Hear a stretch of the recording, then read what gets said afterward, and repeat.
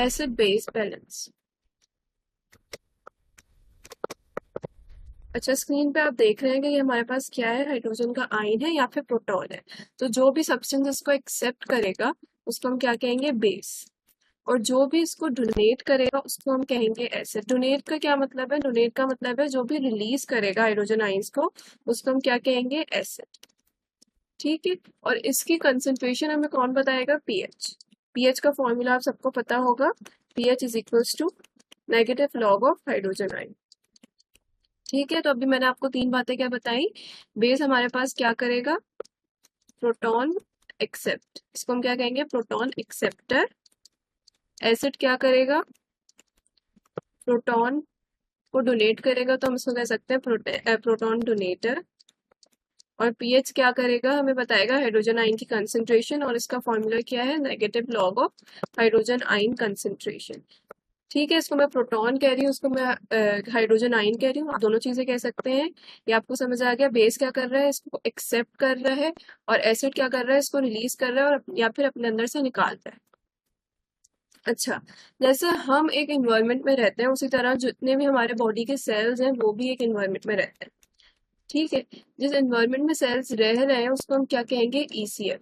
जैसे कि आप देख रहे हैं कि ये एक सेल है, ये एक दूसरा सेल है, इनका जो ये इन्वायरमेंट है ये क्या है, एक्स्ट्रा सेलुलर फ्लूइड। इसको हम इंटरनल इन्वायरमेंट भी कहते हैं।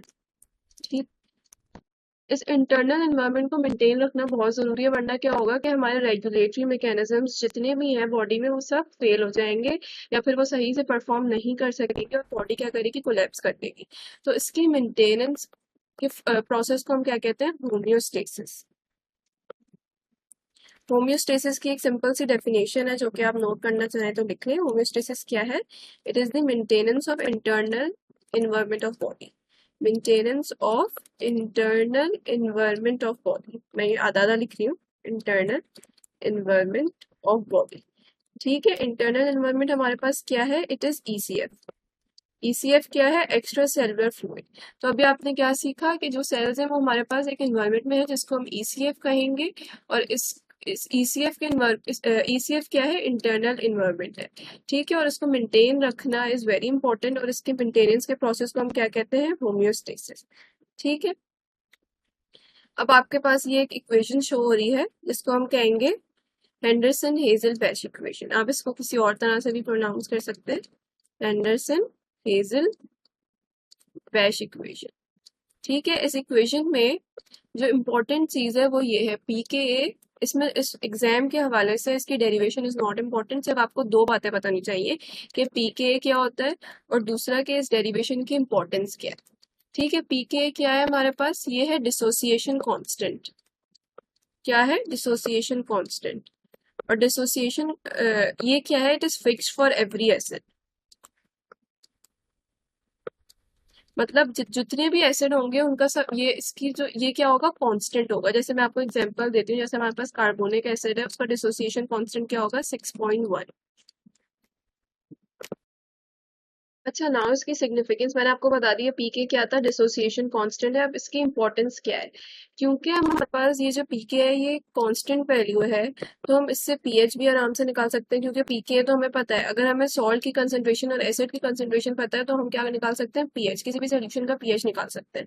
इसी तरह अगर हमें पीएच पता है, पीके क्योंकि कांस्टेंट है, तो हम सॉल्ट और एसिड की कंसेंट्रेशन आराम से निकाल सकते हैं। ठीक है। तो इस पूरी वैल्यू की ये सिग्निफिकेंस है।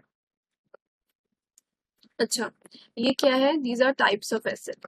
ये क्या है, types, sorry, these are types of acid.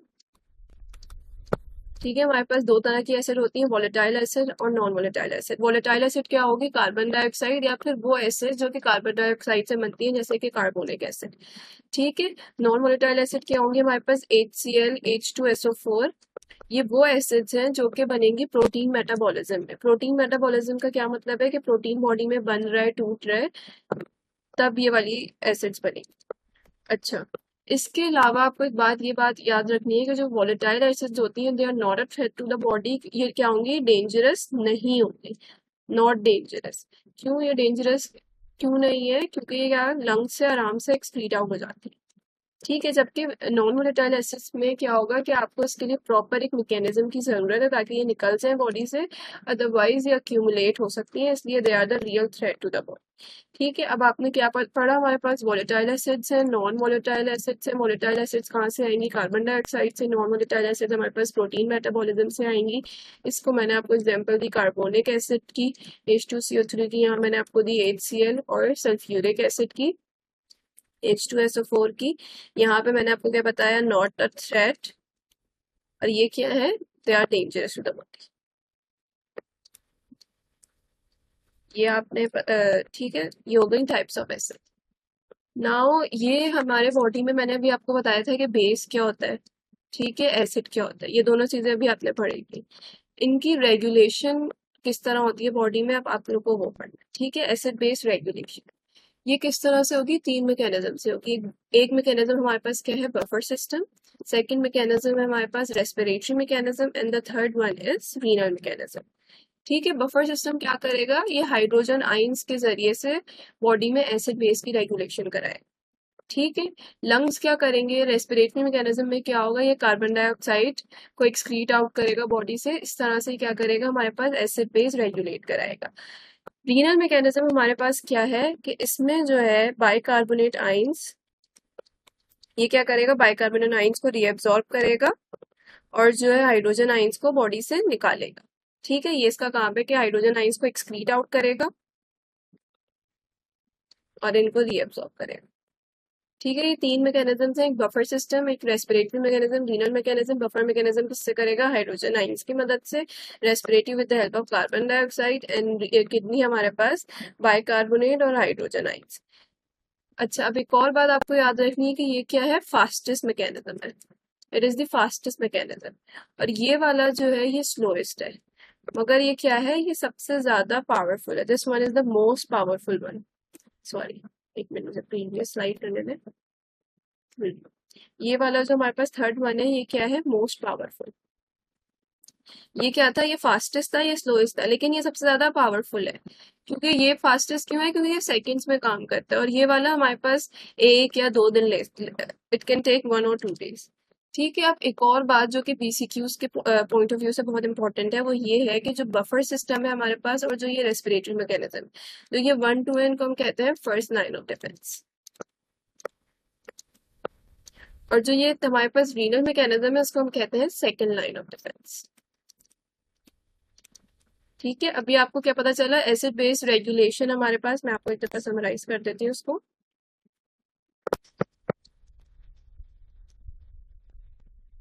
ठीक है, इसको एक दफा समराइज मैं कर देती हूँ थोड़ा सा साफ करके। ये क्या, अभी आपने क्या पढ़ा, एसिड बेस रेगुलेशन हमारे पास तीन मैकेनिज्म्स के जरिए होगी।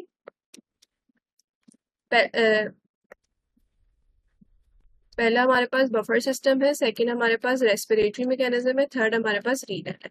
ये क्या करेगा, with the help of hydrogen ions, with the help of carbon dioxide, and it is with the help of bicarbonate और हाइड्रोजन आयंस। ठीक है, ये बात, अब ये तीनों पॉइंट्स आपको पता होगा। ये वाला फास्टेस्ट है हमारे पास, सबसे जल्दी काम करेगा, ये वाला स्लोएस्ट है बट मोस्ट पावरफुल। ये दोनों फर्स्ट लाइन ऑफ डिफेंस है, ये क्या है, this one is second line of defence. अच्छा, ये जो स्लाइड बार बार आई जा रही थी, अब इसकी बारी है, एसिड बेस बफर सिस्टम। अभी मैंने आपको बताया रेगुलेशन के तीन मैकेनिज्म, उसका मैकेनिज्म नंबर 1 हम करेंगे, विच इज बफर सिस्टम। ठीक है, बफर सिस्टम में भी मैंने आपको बताया था कि it works with the help of hydrogen ions. अच्छा, अब क्या होगा कि बफर सिस्टम का काम क्या होता है, बफर सिस्टम का काम होता है कि अगर पीएच में कोई भी चेंज आ रहा है तो उसको रोके। ठीक है, अगर जैसे फॉर एग्जांपल हाइड्रोजन आयंस बढ़ रहे हैं तो क्या हो रहा है, पीएच हमारा कम हो रहा है। हाइड्रोजन आयंस कम हो रहे हैं तो क्या हो रहा है, पीएच बढ़ रहा है। हाइड्रोजन आयन बढ़े तो क्या हुआ, पीएच कम हुआ। हाइड्रोजन आयंस कम हुए तो क्या हुआ, पीएच बढ़ना शुरू हो गया। अब बफर सिस्टम का क्या काम है कि पीएच में जो भी चेंज आ रहा है, ये बढ़ रहा है या कम हो रहा है, इसको रोके, इसको रोके और पीएच को वापस से पहले जैसा करे, इसको मेंटेन करे वापस से। ठीक है, तो अब क्या करेंगे इसके लिए हमारे पास, अब मैं आपको 3 टाइप बताऊंगी जो मेन इंपॉर्टेंट है आपके पास। बाइकार्बोनेट बफर सिस्टम काम करेगा, हमारे पास फॉस्फेट बफर सिस्टम काम करेगा, और थर्ड टाइप कौन सी है, प्रोटीन बफर सिस्टम। ठीक है, अभी आपने पढ़ा बफर सिस्टम क्या करेगा, पीएच में जो भी चेंज है उसको रोकेगा। 3 तरह के बफर सिस्टम्स कौन से हैं, बाइकार्बोनेट, फॉस्फेट और प्रोटीन। अब इनकी हम डिटेल्स पढ़ेंगे। आपके पास सबसे जो इंपॉर्टेंट है इन टर्म्स ऑफ एग्जाम्स वो है बाइकार्बोनेट। ठीक है, नाउ बाइकार्बोनेट बफर सिस्टम। अच्छा, बफर सिस्टम में मैंने आपको बताया था कि क्या होता है कि पीएच में कोई भी चेंज होगा उसको रोकेगा। अब बफर सिस्टम का एक बफर सोल्यूशन जो है हमारे पास किस तरह बनता है, weak acid plus it salt, या फिर वीक बेस और प्लस इट सॉल्ट।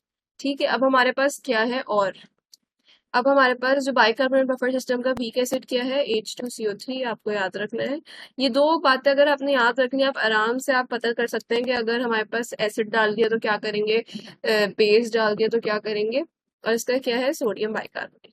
ठीक है, अब जैसे अगर फॉर एग्जांपल हमने क्या किया, HCl डाला, HCl ने क्या किया, ये हाइड्रोजन आइंस और क्लोराइड आइंस में टूट गया। अब क्या है, हाइड्रोजन आइंस क्या हुआ, बढ़ना शुरू हो गया और पीएच क्या हुआ, कम होना शुरू हो गया। तो अब क्या होगा, जल्दी से हम सॉल्ट इंट्रोड्यूस कराएंगे ताकि स्ट्रॉन्ग एसिड को हम वीक एसिड में कन्वर्ट कर दें। ठीक है, अब मैं यहाँ पे एक और बात आपको बता दूं, स्ट्रॉन्ग और वीक एसिड का फर्क क्या होता है। स्ट्रॉन्ग एसिड क्या करता है, जो हमारे पास ये जो है, it dissociates completely. Dissociates completely मतलब ये बहुत सारे हाइड्रोजन आइंस प्रोड्यूस करेगा, क्योंकि ये पूरे तौर पे टूट जाएगा या डिसोसिएट हो जाएगा। वीक एसिड क्या करता है, ये पूरे तौर पे डिसोसिएट नहीं होता, it does not dissociate completely. इसकी वजह से क्या होगा कि कंपैरेटिवली ये बहुत कम हाइड्रोजन आइंस प्रोड्यूस करेगा, इसलिए हम इसको क्या कहते हैं, वीक एसिड। और स्ट्रॉन्ग एसिड को, स्ट्रॉन्ग एसिड क्या है मेरे पास, HCl एग्जांपल मैं आपको बता रही हूँ। वीक एसिड क्या है, कार्बोनिक एसिड। ठीक है, तो अब HCl is a strong acid, इसको हमें वीक एसिड में कन्वर्ट करना है, तो अब हम क्या करेंगे, सॉल्ट इंट्रोड्यूस कराएंगे। ठीक है, अब HCl में हमारे पास क्या था, hydrogen ions plus chloride ions. जब हमने सॉल्ट इंट्रोड्यूस कराया तो क्या होगा, सोडियम आइंस बनेंगे और बाइकार्बोनेट। ठीक है, तो अब क्या होगा कि ये दोनों आइंस आपस में मिल जाएंगे, NaCl बनेगा और बनेगा H2CO3। ये कार्बोनिक एसिड क्या है, it is a weak acid and it is highly unstable. तो ये क्या करेगा, हमारे पास ये टूट जाएगा वापस से वाटर और कार्बन डाइऑक्साइड में, और कार्बन डाइऑक्साइड थ्रू लंग्स चला जाएगा। अच्छा, ये फर्दर प्रोसेस आप याद रखना चाहे रखें, बस आपको ये याद रखना है कि हमने जब सॉल्ट इंट्रोड्यूस कराया है तो ये क्या हुआ है, वापस से हमारा पीएच वापस से नॉर्मल किस तरह हुआ कि हमने HCl को एक वीक एसिड में कन्वर्ट कर दिया। अब मैं आपको नेट तौर पर बता दूं कि क्या हुआ हमारे पास।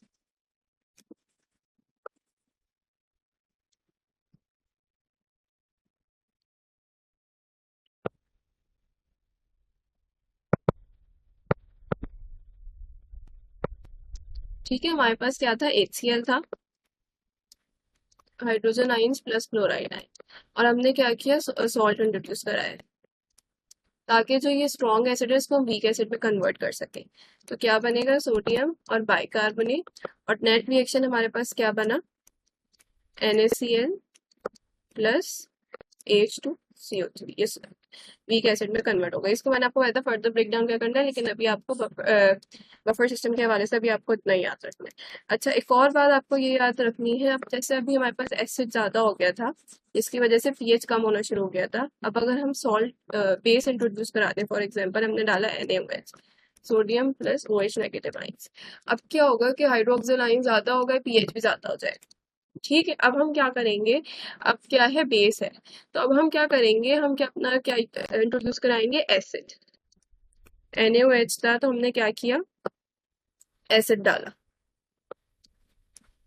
NaOH था तो हमने क्या किया, एसिड डाला। उससे हमारे पास नेट रिएक्शन क्या है यार, NaHCO3 प्लस वाटर। ठीक है, तो बस अब आपको याद रखना है कि जब हमने HCl था तो हमने क्या इंट्रोड्यूस कराया था, अपना सॉल्ट NaHCO3, और जब हमने बेस डाला विच वॉज NaOH तो हमने क्या इंट्रोड्यूस कराया, अपना एसिड। ठीक है, ये दोनों चीजें आपको याद रखनी है। बेस था तो हमने क्या इंट्रोड्यूस कराया, एसिड। जब एसिड था तो हमने इंट्रोड्यूस कराया अपना सॉल्ट। ठीक है, ये आपके पास हो गया बाइकार्बोनेट बफर सिस्टम। इसमें मैंने आपको बताया था, इसमें आपको इसका सॉल्ट याद रखना है, इसका वीक एसिड याद रखना है, और ये याद रखना है कि अगर एसिड डालेंगे तो हम क्या डालेंगे, सॉल्ट, और अगर बेस डालेंगे तो हम क्या डालेंगे, एसिड। बस ये इंपॉर्टेंट बात याद रखनी है, क्योंकि हमें पीएच को वापस से पहले जैसा करना है। ठीक है, नाउ फॉस्फेट बफर। ठीक है, अब हम आ गए फॉस्फेट बफर में। इसमें भी आप इसका याद रखें, इसका वीक एसिड क्या है हमारे पास, सोडियम डाइहाइड्रोजन फॉस्फेट। इसका मैं आपको फॉर्मूला लिख के दिखा देती हूँ, NaH2PO4। और इसका बेस क्या है, वो सॉरी सॉल्ट क्या है इसका, सॉल्ट Na2HPO4। ठीक है, ये हो गया। अब क्या करेंगे, अब जैसे वापस से हमने इसमें HCl डाला तो हम क्या डालेंगे, फौरन से वीक एसिड इंट्रोड्यूस कराएंगे, ताकि ये वापस से हमारा जो अफेक्ट हुआ है, जो ये स्ट्रॉन्ग एसिड है, ये वीक एसिड में कन्वर्ट हो जाए। ठीक है, तो मैंने जैसे हमने पहले किया था वैसे इसमें सेम है, आपको पता चल गया वीक एसिड है, सॉल्ट क्या है, ये मैंने आपको मेन कॉन्सेप्ट समझा दिया कि एसिड है, जब प्रोटॉन्स हमारे पास ज्यादा बढ़ रहे हैं, एसिडिटी बढ़ रही है, तो पीएच को नॉर्मल करने के लिए हमने क्या किया, इसको वीक एसिड बनाना है, तो हमने क्या करा, सॉल्ट डाला, Na2HPO4। ये पूरा हटाओ, ये पूरा रिएक्शन क्या बना हमारे पास, NaH2PO4 प्लस NaCl। सही है, ये क्या था, ये स्ट्रॉन्ग एसिड थी, ये कन्वर्ट हो गई वीक एसिड। ये सिंपल, अब आपने बाइकार्बोनेट बफर सिस्टम समझ लिया, आपको फॉस्फेट भी समझ आ जाएगी। अच्छा, ये सबसे आसान है और इसमें आपको इतनी डिटेल्स पता होने की जरूरत नहीं है, just have to sorry know about the basic thing. इसमें सिर्फ आपको ये याद पता होना चाहिए, ये आपके पास प्रोटीन बफर है। ठीक है, जो थर्ड टाइप ऑफ बफर मैंने आपको बताया था, ये प्रोटीन बफर है। और ये आपके पास क्या है, ये अमाइनो एसिड का मॉलिक्यूल है। अमाइनो एसिड कहाँ से आ गया यहाँ पे, बहुत सारे अमाइनो एसिड मिलके प्रोटीन बनाते हैं। ठीक है, प्रोटीन बनता ही किससे, अमाइनो एसिड से। तो अब आपको पता होना चाहिए कि अमाइनो एसिड के हमारे पास, अमाइनो एसिड के मॉलिक्यूल में एक अमाइनो एंड होता है और एक कार्बोक्सिल एंड होता है। ठीक है, तो क्या होगा कि जब भी एसिडिटी बढ़ेगी या जब भी प्रोटॉन ज्यादा होंगे, तो क्या होगा, ये आके, जब भी प्रोटॉन ज्यादा होंगे, ये क्या करेंगे, ये आके अमाइनो एंड पे लग जाएंगे। ठीक है, और जब भी हमारे पास एसिडिटी कम कम हो रही है, मतलब पीएच ज्यादा है, ठीक है, पीएच ज्यादा है और हाइड्रोजन आयन समझे कम है, तो क्या होगा, जैसे इसको आप कंसिडर कर लें कि ये ऐसे लगा हुआ है, तो ये क्या करेगा, कार्बोक्सिल एंड अपना एक हाइड्रोजन आयन देगा। ठीक है, तो इसमें सिंपल मैकेनिज्म क्या है, अगर हाइड्रोजन आयन्स, जैसे ये मैं आपको एक दफा और बता देती हूँ, ये हमारे पास अमाइनो एसिड का अमाइनो एंड है और ये हमारे पास कार्बोक्सिल एंड है। ठीक है, तो क्या हुआ, अब हाइड्रोजन आयन्स क्या थे, हाइड्रोजन आयन्स बहुत सारे हो गए थे और एसिडिटी बहुत ज्यादा बढ़ गई थी, पीएच कम हो रहा था, तो क्या हुआ, एक हाइड्रोजन आयन यहाँ आके लग गया। ठीक है, और इसने क्या किया, अमाइनो एसिड ने वापस से पीएच को नॉर्मल कर दिया।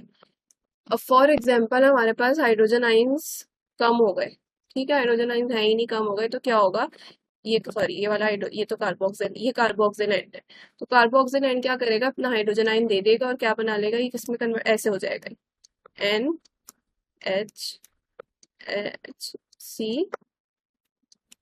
ये क्या करेगा, ये कर लेगा, जिसका यहाँ वाला हाइड्रोजन था ना, जो ये वाला हाइड्रोजन था, ये अपने अंदर से हटा लेगा और इस तरह से बन जाएगा।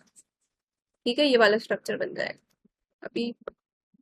ठीक है, तो आप ये समझ गए प्रोटीन बफर में क्या है, ये अमाइनो एसिड का आपके पास स्ट्रक्चर है, इसमें ये इसका अमाइनो एंड है, ये इसका कार्बोक्सिल एंड है।